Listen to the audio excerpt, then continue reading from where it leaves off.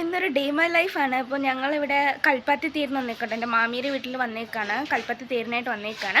അപ്പം എൻ്റെ ഇന്നത്തെ ഒരു ദിവസമാണ് കാണിക്കാൻ പോകുന്നത്. അപ്പോൾ നമുക്ക് വീഡിയോയിലേക്ക് പോവാം. അപ്പോൾ ഞങ്ങളെല്ലാവരും കുറച്ചേരായിട്ട് ഭക്ഷണം കഴിക്കാനായിട്ടിരുന്നു.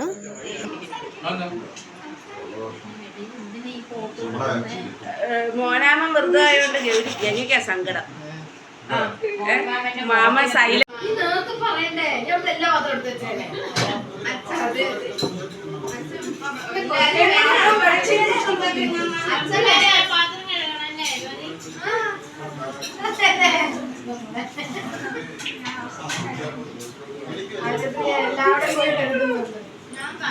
കണ്ടോ അവിടെ തുടങ്ങി ഞാൻ ഡ്രസ് ചെയ്തിട്ടില്ല.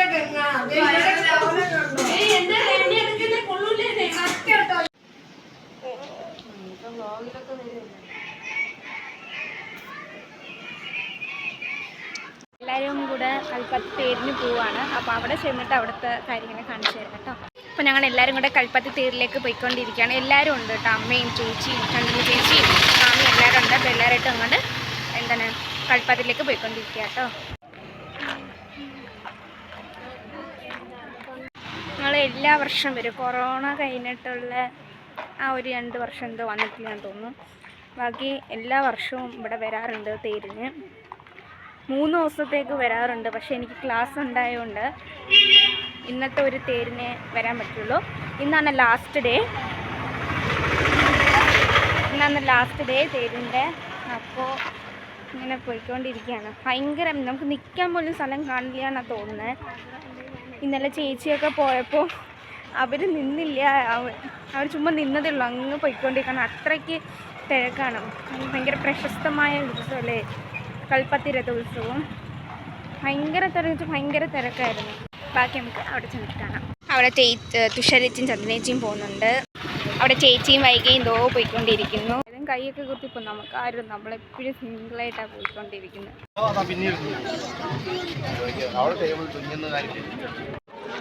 പിന്നെ ഇവിടെ ഒരുപാട് കടയുണ്ട്. ഇന്നലെ നമ്മൾ രാത്രി വന്നായിരുന്നു. ഞാൻ എടുത്തില്ല, അത് എടുക്കണം വിചാരിച്ചു, വീഡിയോ എടുക്കാൻ മറന്നുപോയി. ഇപ്പോൾ കേട്ടു കുത്തരുത്.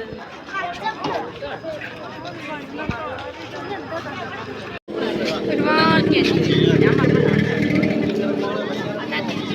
ഞങ്ങളെല്ലാവരും കൂടെ സൗജന്യമായി സംഹാരം കുടിക്കാൻ പോവാം കേട്ടോ.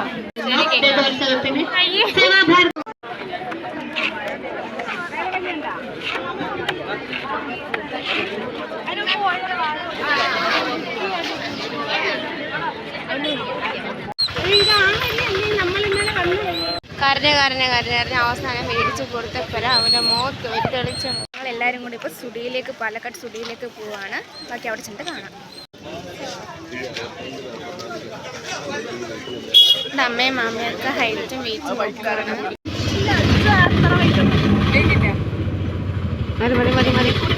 ആദ്യം ഞങ്ങൾ ഗണപതി സിൽസിലാണ് വന്നിരിക്കുന്നത്. അമ്മയ്ക്ക് സാരി എടുക്കാൻ, അമ്മയ്ക്കൊരു കല്യാണം ഉണ്ട്. അപ്പോൾ അതിൻ്റെ സാരി എടുക്കാൻ വേണ്ടി വന്നു.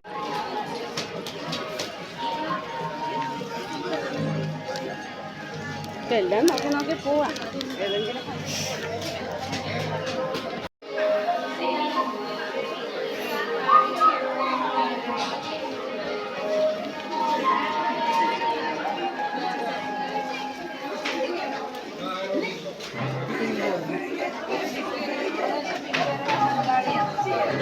ഇതേ മോഡൽ വേറെ ആർക്കും ഉണ്ടെന്ന് തോന്നുന്നല്ലേ.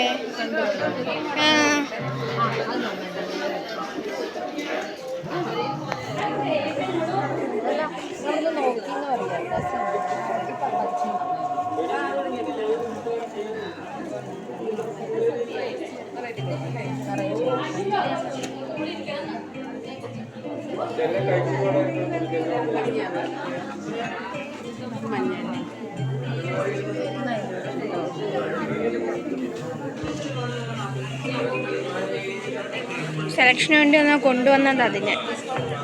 അതാണെങ്കിൽ ഫോൺ നോക്കിക്കൊണ്ടിരിക്കും.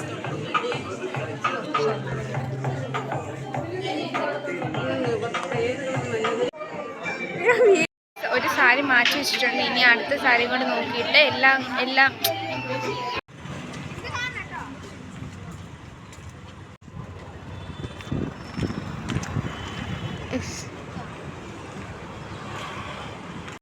നല്ല സെലക്ഷനൊക്കെ ഉണ്ട് കേട്ടോ. അല്ലെങ്കിൽ അങ്ങനെയാണ്, ഞാൻ ഉള്ള സ്റ്റുഡിയോയിൽ എനിക്ക് വേണ്ടി ഡ്രസ്സ് എടുക്കാൻ വന്നു കഴിഞ്ഞാൽ ഡ്രസ്സ് കിട്ടത്തില്ല.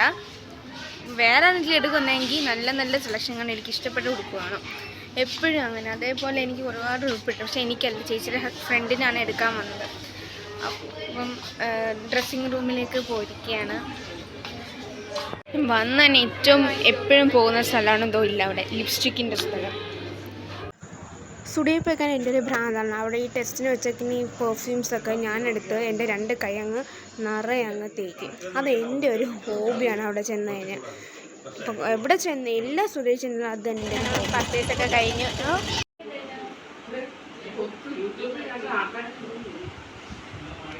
പിന്നെ ഞങ്ങളെല്ലാവരും കൂടെ ഉച്ചഭക്ഷണം കഴിക്കാനായിരുന്നു.